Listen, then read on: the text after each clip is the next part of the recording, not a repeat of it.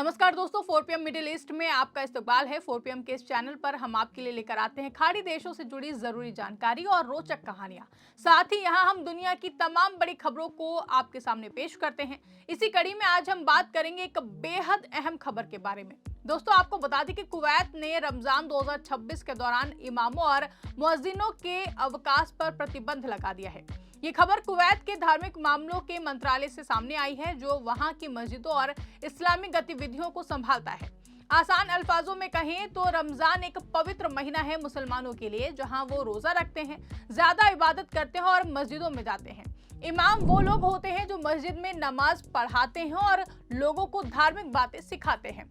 मुअज्जिन वो होते हैं जो आजान देते हैं, यानी कि नमाज के समय की पुकार करते हैं। कुवैत एक मुस्लिम देश है जहां इस्लाम मुख्य धर्म है और सरकार धार्मिक नियमों को सख्ती से लागू करती है। इस प्रतिबंध का मतलब है कि इन लोगों को रमजान में छुट्टी नहीं मिलेगी, खासकर आखिरी 10 दिनों में, ताकि मस्जिदों में पूजा सुचारू रूप से चल सके। ये फैसला इसलिए लिया गया क्योंकि रमजान में लोग ज्यादा मस्जिद जाते हैं, तरावी नमाज पढ़ते हैं और कुरान सुनते हैं, इसलिए इमामों और मुअज्जिनों की जरूरत ज्यादा होती है। अगर वो छुट्टी लेंगे तो मस्जिदों में दिक्कत हो सकती है। कुवैत के मंत्रालय ने एक सर्कुलर जारी किया है, जिसमें साफ शब्दों में कहा गया है कि रमजान के पहले 19 दिनों में ज्यादा से ज्यादा 4 दिनों की छुट्टी मिल सकती है, लेकिन उसके लिए उसी मस्जिद से कोई दूसरा व्यक्ति उनकी जगह लेगा और वो दूसरा व्यक्ति खुद छुट्टी नहीं ले सकता है। आखिरी 10 दिनों में बिल्कुल भी छुट्टी नहीं दी जाएगी। साथ ही रमजान के पूरे महीने में उनका साप्ताहिक आराम का दिन भी रद्द कर दिया गया है।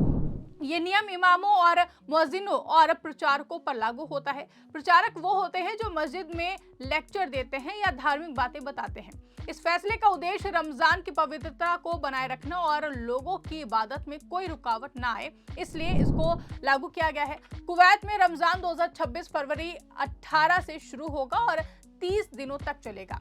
ईद अल फित्र मार्च में मनाई जाएगी। ये महीना चंद्रमा के हिसाब से तय होता है, इसलिए तारीखें हर साल बदलती हैं। रमजान में मुसलमान सुबह से शाम तक रोजा रखते हैं, यानी कि खाना पीना नहीं करते हैं और शाम को इफ्तार करते हैं। मस्जिदों में तरावी नमाज होती है जो लंबी होती है और इमाम कुरान पढ़ाते हैं। मुअज्जिन अजान देकर लोगों को बुलाते हैं। अगर इमाम या मुअज्जिन छुट्टी पर चले जाएं तो मस्जिद में व्यवस्था बिगड़ सकती है, खासकर आखिरी 10 दिनों में जब लैलतुल कद्र होती है, जो बहुत ही महत्वपूर्ण रात है। कुवैत सरकार ने यह फैसला इसलिए लिया है क्योंकि पिछले सालों में शायद कुछ दिक्कतें आई होंगी या लोगों की संख्या ज्यादा होने से जरूरत महसूस हुई होगी। कुवैत एक अमीर देश है, तेल से समृद्ध, और वहां की आबादी में मुसलमान बहुमत बहुत ही ज्यादा है, और लेकिन कई विदेशी भी रहते हैं। सरकार धार्मिक मामलों में सख्त है, जैसे कि मस्जिदों में विज्ञापन नहीं करने देती या इमामों को राजनीतिक बातें करने से मना करती है। इस प्रतिबंध से इमामों और मुअज्जिनों को थोड़ी मुश्किल हो सकती है, क्योंकि वो पूरे महीने काम करेंगे बिना ज्यादा आराम के, लेकिन ये उनके काम का हिस्सा है। समाज पर इसका अच्छा प्रभाव पड़ेगा क्योंकि मस्जिदें हमेशा खुली रहेंगी और इबादत सुचारू रहेगी। रमजान दुनिया भर में मनाया जाता है, लेकिन हर देश के अपने नियम होते हैं। मिसाल के लिए सऊदी अरब में भी ऐसे नियम हैं जहां धार्मिक कर्मचारी रमजान में ज्यादा सक्रिय रहते हैं। कुवैत में ये नया नहीं है, पहले भी ऐसे सर्कुलर जारी होते रहे हैं, लेकिन 2026 के लिए इसे फिर से लागू किया गया है। आपको बता दें कि इस मंत्रालय का नाम ministry of Waqf and Islamic affairs है, जो वक्फ यानी कि धार्मिक संपत्ति और इस्लामी इमामों को देखता है। वो मस्जिदों को संभालते हैं, इमामों की सैलरी देते हैं और नियम बताते हैं। इस सर्कुलर में कहा गया है कि छुट्टी के लिए आवेदन पहले से करना होगा और मंजूरी लेनी होगी। अगर कोई नियम तोड़ेगा तो शायद सजा मिलेगी, लेकिन विवरण नहीं दिया गया है। रमजान में कुवैत में सार्वजनिक जीवन बदल जाता है। दुकानें देर रात खुलती हैं, लोग इफ्तार पार्टी करते हैं और मस्जिदें भरी रहती हैं। इस प्रतिबंध से सुनिश्चित होगा कि हर मस्जिद में इमाम और मुअज्जिन मौजूद रहें। इमाम बनने के लिए अच्छी शिक्षा और कुरान का ज्ञान जरूरी होता है। वो लोगों को सही रास्ता दिखाते हैं। वहीं मुअज्जिन की आवाज अच्छी होनी चाहिए ताकि अजान सुंदर लगे। कुवैत में हजारों मस्जिदें हैं और हर मस्जिद में कम से कम एक इमाम और मुअज्जिन होता है। ये प्रतिबंध उन सभी पर लागू है, चाहे सुन्नी हो या फिर शिया। कुवैत में ज्यादातर सुन्नी हैं लेकिन शिया भी हैं। मंत्रालय दोनों को देखता है। कारणों में मुख्य है धार्मिक गतिविधियों की वृद्धि, जैसे तरावीह, कुरान तिलावत और क़ियामुल लैल। आखिरी 10 दिनों में लोग इत्तिकाफ करते हैं, यानी मस्जिद में रहते हैं इबादत के लिए, इसलिए इमामों की जरूरत ज्यादा होती है। ऐसे में अगर छुट्टी दी गई तो कमी हो सकती है। साथ ही रमजान की पवित्रता बनाए रखने के लिए साप्ताहिक छुट्टी रद्द की गई है। ये फैसला फरवरी 2025 में लिया गया था, लेकिन 2026 रमजान के लिए लागू है। कुवैत की मीडिया में इसकी चर्चा हुई है। अन्य नियमों में मंत्रालय ने इमामों को फोन से कुरान पढ़ने से मना किया है, क्योंकि पारंपरिक तरीका बेहतर है। साथ ही राजनीतिक टिप्पणियां नहीं करने को भी कहा गया है, ताकि मस्जिद शांत रहे।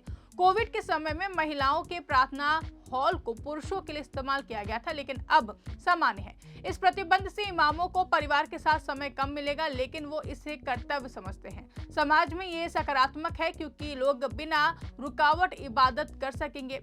रमजान सिखाता है संयम, दान और एकता। आपको बता दें कि दुनिया में अन्य देशों में भी ऐसे नियम हैं।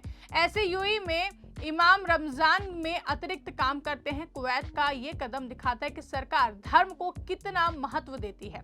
इमाम और मुअज्जिन समाज के महत्वपूर्ण हिस्से हैं। वो लोगों को नैतिकता सिखाते हैं। इस प्रतिबंध से उनकी भूमिका और भी ज्यादा मजबूत होगी।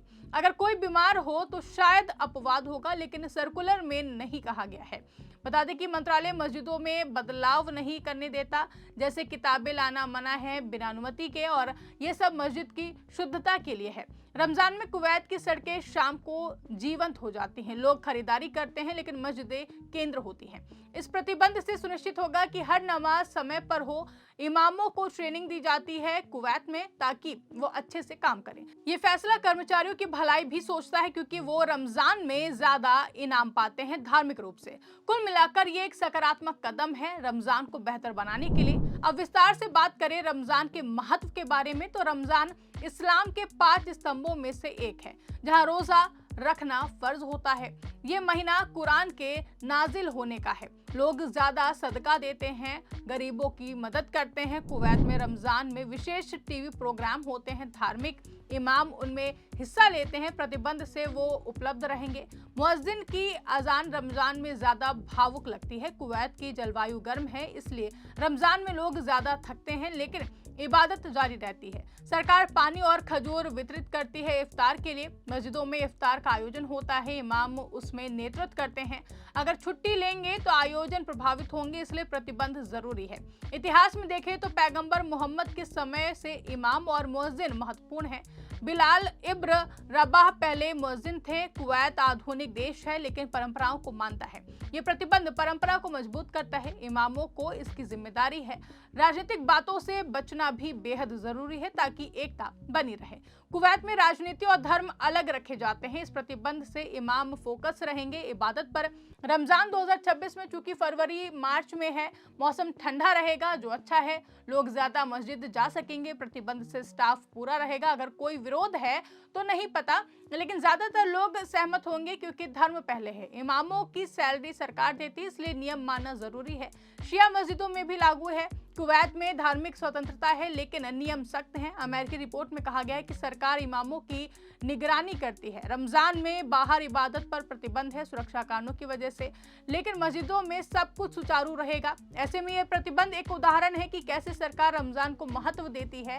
निष्कर्ष में ये फैसला सही है और रमजान को और पवित्र बनाएगा। दोस्तों, ये थी इस खबर से जुड़ी पूरी जानकारी। तो दोस्तों, अगर आपको वीडियो पसंद आई हो तो वीडियो को लाइक और कमेंट करके और हमारे चैनल को सब्सक्राइब करना ना भूलें। दोस्तों, मिलते हैं आपसे अगली वीडियो में। तब तक के लिए हमें दीजिए इजाजत और बने रहें और देखते रहें 4PM मिडिल ईस्ट।